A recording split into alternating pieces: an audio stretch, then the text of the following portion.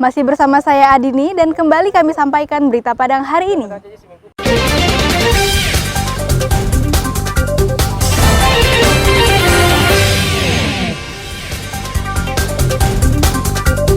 Warga gerebek pasangan suami istri di Padang karena lakukan praktek prostitusi online di rumah kontrakannya. Guru les privat yang menjadi korban penculikan di Padang trauma dan tak berani mengajar. Menteri Pertanian wacanakan kawasan pertanian terintegrasi di Kabupaten Solo.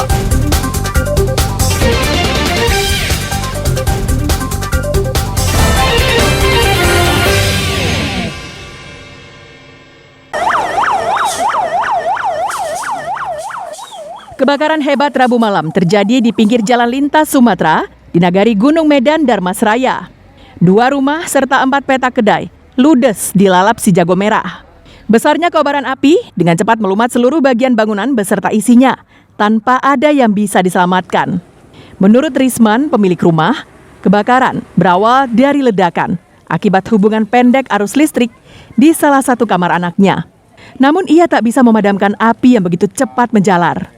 4 mobil pemadam kebakaran ditambah 1 unit mobil water cannon milik Polres Darmasraya dikerahkan ke lokasi untuk memadamkan api. Api baru bisa padam setelah seluruh bangunan ludes terbakar, termasuk sebuah mobil minibus yang terparkir. Pas waktu meledak di kamar karyawan, anak-anak kan. Pas meledak aku terbangun, aku tengok api udah membesar, udah bisa keluar lagi. Langsung aku bangunkan anak-anak semua rumah belakangan. Itulah 2 buah rumah, 4 petak kedai. Terjadi kebakaran 6 petak rumah dengan beserta kedainya. Terus kita lihat kejadian kebakaran terlalu cepat karena dari pusat kebakaran dari ruang kamar anaknya yang berdekatan dengan gerobak penjualan nasinya. Jadi kebakaran disinarir dari konsleting arus listrik, arus pendek yang terjadi di dalam ruang kamar anaknya. Tidak ada korban jiwa akibat peristiwa ini, namun kerugian diperkirakan mencapai hampir 1 miliar rupiah. Eko Pangestu melaporkan dari Darmasraya.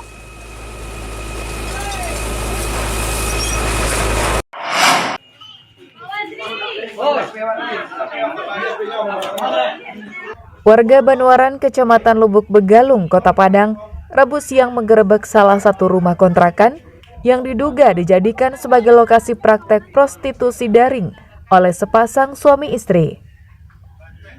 Mirisnya, Pak Sutri ini menjadikan teman sekampungnya sebagai wanita pekerja seks komersial dengan tarif Rp300.000 untuk sekali kencan di kontrakannya. Praktek ini terbongkar berawal dari kecurigaan pemilik kontrakan yang melihat aktivitas tak biasa di rumah salah satu penghuni kontrakannya. Kecurigaannya itu diberitahukan kepada warga lain. Warga pun beramai-ramai menggerebek rumah kontrakan yang dihuni oleh sepasang suami istri asal daerah Solok Selatan itu. Pasangan suami istri ini ternyata kerap menerima tamu pria hidung belang ke dalam rumah kontrakan tersebut untuk melakukan praktik prostitusi melalui salah satu aplikasi di media sosial.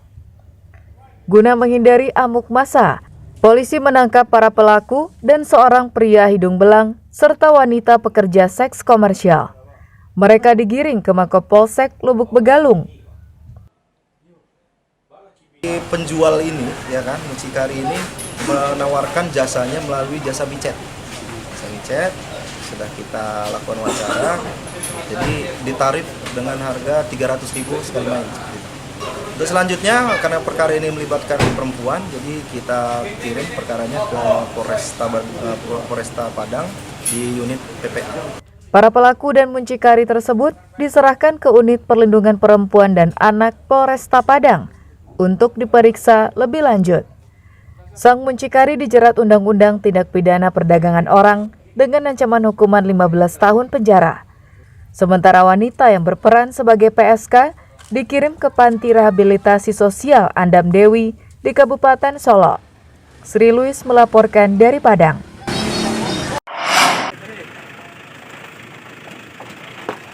Guru les privat yang menjadi korban penculikan di Padang trauma dan tak berani mengajar. Suci saat ini mengalami trauma dan tidak berani kembali ke tempat ia bekerja karena takut peristiwa tersebut berulang kembali. Terkait kasus tersebut, petugas kepolisian dari Polresta Padang dan Polsek Lubek mendatangi lokasi rumah korban. Polisi menggali informasi untuk mengetahui informasi motif kejadian penculikan itu. Dari pengakuan korban, pelaku merupakan mantan pacarnya yang sudah putus sejak 2 tahun lalu karena sifatnya yang kasar.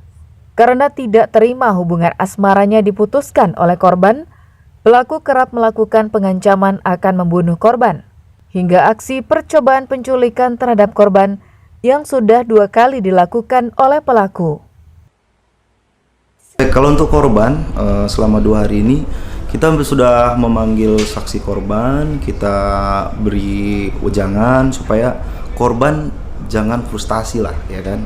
Tetap sabar, kita lakukan pengembangan, dan permintaan korban sendiri ini kejadian yang sudah kedua kali. Jadi permintaannya langsung pada kami. Kalau memang kami berhasil mengamankan, kami akan langsungkan sesuai dengan prosedur yang berlaku. Rumah tersangka sudah dalam kondisi kosong. Pihak kepolisian kini tengah mengejar pelaku yang diduga telah melarikan diri keluar kota. Peristiwa penculikan itu penyebar di media sosial dan menghebohkan warga Padang. Dalam rekaman kamera pengintai, terlihat dengan jelas pelaku membekap korban dan membawanya kabur dengan mobil. Meski upaya penculikan itu dihalangi warga, tapi pelaku bisa meloloskan diri. Alfi melaporkan dari Padang.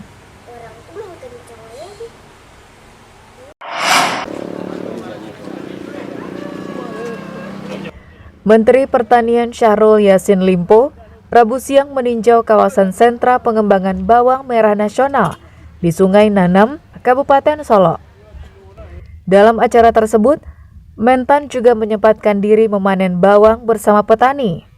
Kegiatan ini bagian dari upaya pemerintah mengembangkan dan budidaya bawang merah untuk penguatan ketersediaannya di dalam negeri, sehingga kebutuhan bawang merah di tengah ancaman El Nino atau perubahan iklim global bisa tetap aman.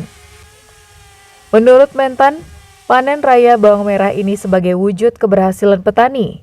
Selain itu, juga sebuah langkah cepat dan agresif mendorong optimalisasi lahan, agar dalam jangka waktu 2 tahun sudah dapat mengimbangi petani di daerah Jawa. Ini saya bersama Pak Bupati, Pak Gubernur akan mendorong hadirnya sebuah konsepsi integrated farm, jadi macam-macam jenis pertanian yang coba didorong dalam sebuah konsepsi yang tertata. Dan ini akan sangat dibutuhkan oleh tidak hanya Sumatera Barat, tapi untuk bangsa ini. Menghadapi climate change, menghadapi El Nino, kita nggak usah ragu, air tidak pernah surut yang ada di Solo. Langkah pemerintah ini ternyata mendapat sambutan positif dari petani. Harapannya agar harga bawang bisa stabil. Kalau tanggapannya sih bagus juga sebenarnya Pak buat pertanian di sini kan. Utama ya buat bawang lah. Apa harapannya gimana? Ya harapannya mudah-mudahan harganya stabil di atas 20 aja gitu Pak. Pemerintah pusat bersama pemerintah daerah terus mendorong hadirnya integrated farming di mana beberapa jenis pertanian dioptimalkan dalam satu kawasan yang tertata. Tujuan utamanya adalah ketahanan pangan dalam menghadapi berbagai ancaman kekurangan pangan. Dari Solo, Garnadi melaporkan.